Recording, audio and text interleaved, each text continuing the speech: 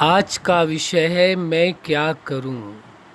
आप सभी अच्छी तरह से जानते हैं, जब कोई व्यक्ति अपने जीवन में किन्हीं समस्याओं का निराकरण करने के लिए, समाधान करने के लिए अनेकों प्रयास करता है, लेकिन कोई भी प्रयास उसका कार्य नहीं करता है, तब अंततः वह परेशान होकर के उसके अंतःकरण से एक ही आवाज़ आती है, और वह ये आवाज़ होती है कि मैं क्या करूं।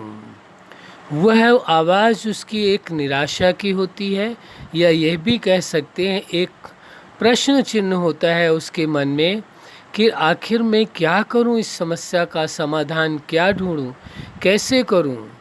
तो अब ये प्रश्न उठता है कि क्या करना चाहिए यदि ऐसी परिस्थिति किसी व्यक्ति के सामने आ जाती है जिसका समाधान उसके जीवन में बहुत ही तरीके वो निकालता है लेकिन नहीं निकल पाता है।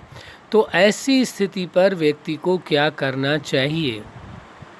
प्रश्न उठता है कि सबसे पहले उस व्यक्ति को अपनी समस्या के बारे में पुनः सोचने की आवश्यकता है, पुनः इस समस्या को देखने की ज़रूरत है, और ये समझने की आवश्यकता है कि इस समस्या का समाधान कितनी समय में निकलेगा। ऐसा हो सकता है कि कहीं उस समस्या का समाधान ज़्यादा समय में निकलना है, 2 महीने, 4 महीने या 1 वर्ष में निकलना है, लेकिन वह व्यक्ति उस समस्या का समाधान 2 दिन या 4 दिन में निकालना चाहता है। तो अंततः यही प्रश्न तो उसके मन में आएगा, यही अंदर से आवाज़ आएगी कि मैं क्या करूं। लेकिन ज़रूरत इस बात की है, ये देखने की आवश्यकता है, यदि समस्या का समाधान शीघ्र होना ही नहीं है तो उसके ये सोच लेने से या परेशान हो जाने से या निराश हो जाने से, मायूस हो जाने से या परिस्थिति के सामने सरेंडर हो जाने से कुछ नहीं होने वाला। उसके लिए उसे इस बात को समझना आवश्यक होगा, परिस्थिति आई कहाँ से है, परिस्थिति को ठीक होने में समय कितना लगना है। इसलिए धैर्य रख करके जो समय उसे महसूस होता है, दिखाई देता है कि इस समस्या का समाधान करने में मुझे इतना समय लगना है, उतना समय उसे अवश्य देना चाहिए।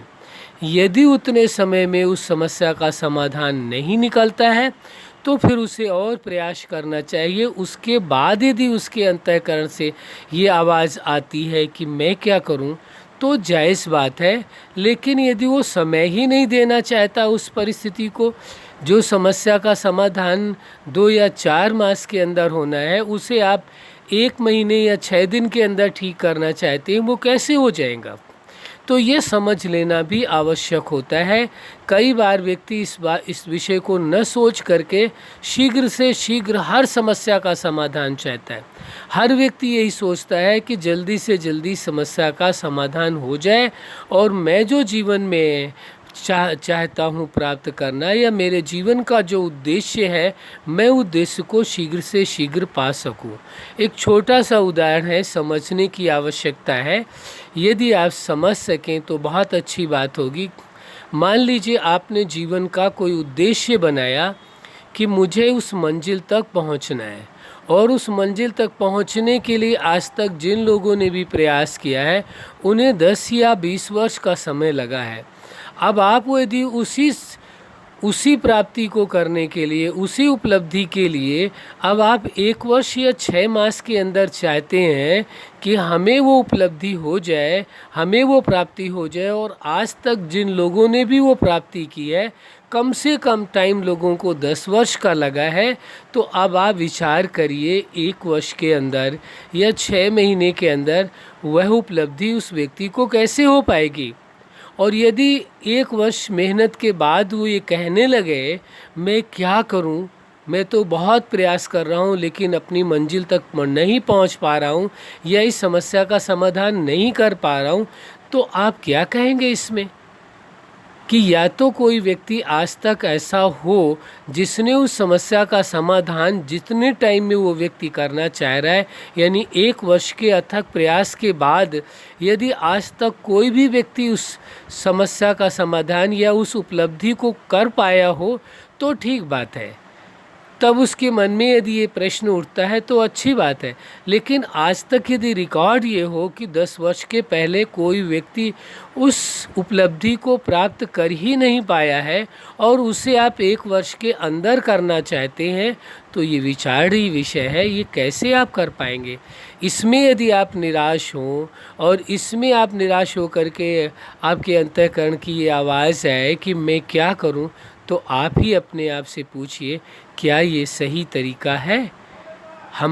हम इस बात को आपको समझाने की कोशिश कर रहे हैं कि यदि कोई ऐसी समस्या है तो आपको देखने की कोशिश करनी है कि इस समस्या का समाधान कितना समय में निकलना है। यदि आपको ऐसा लग जाता है कि इस समस्या का समाधान इतने समय में निकल सकता है, फिर आप उसका प्रयास करें। और प्रयास करने के बाद आपके हर तरीके को आजमाने के बाद भी उस समस्या का समाधान नहीं होता है, फिर यदि आपके अंदर से ये आवाज़ आती है कि मैं क्या करूं, तब तो जायज़ बात है। लेकिन पहले यदि निराश हो करके आप ये सोचने लगते हैं और कहने लगते हैं कि मैं क्या करूं, अभी समस्या का समाधान आपने शुरू ही नहीं किया। कई बार तो लोग इतना ज़्यादा निराश हो जाते हैं समस्या को देख करके, परिस्थिति को देख करके, जबकि वह परिस्थिति इतनी बड़ी नहीं है, लेकिन उन्हों को उसकी जानकारी न होने के कारण, समझ न होने के कारण, या जीवन में पहली बार ऐसी समस्या आने के कारण वह व्यक्ति परेशान होकर के, निराश होकर के ये कहने लगता है कि मैं क्या करूं।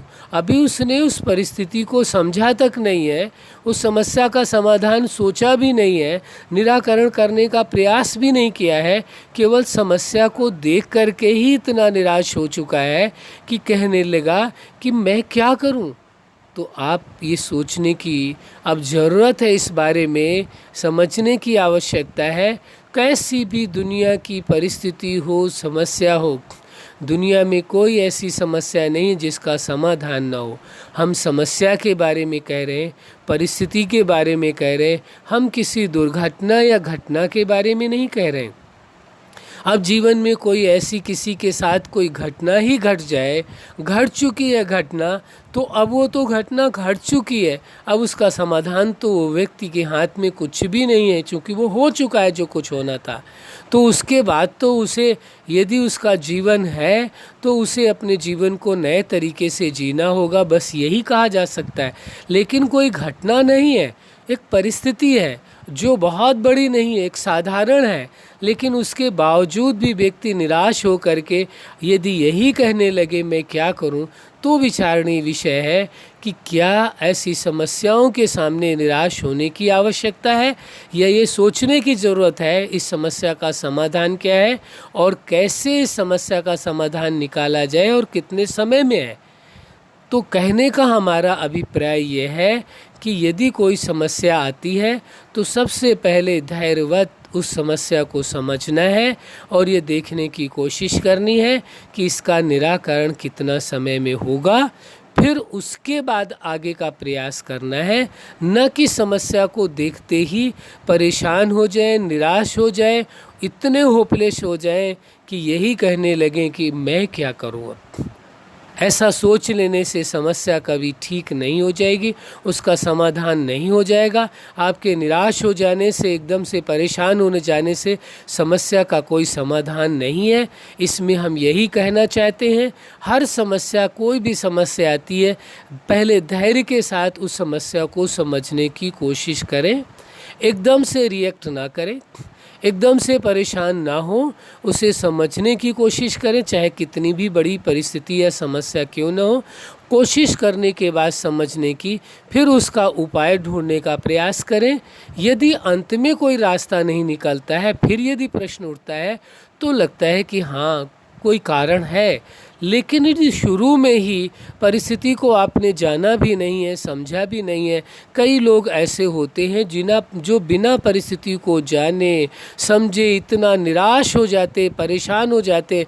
परिस्थिति की समस्या तो है ही जो है, लेकिन उनके निराशा की या उनके परेशानी की इतनी समस्या बढ़ जाती जो परिस्थिति से भी बड़ी बन जाती।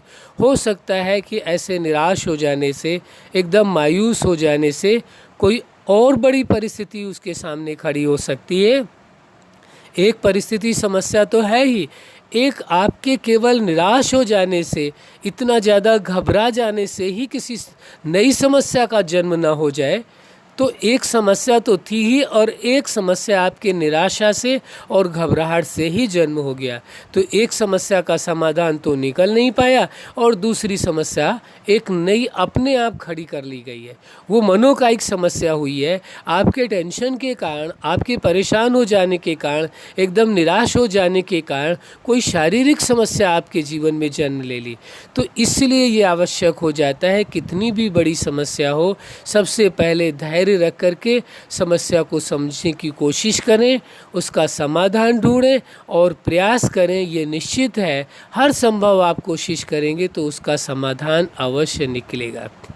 अच्छा, आप अपने जीवन में सफलता के शिखर तक पहुँचें, किसी भी परिस्थिति में निराश ना हो और ये ना कहें कि मैं क्या करूं अब।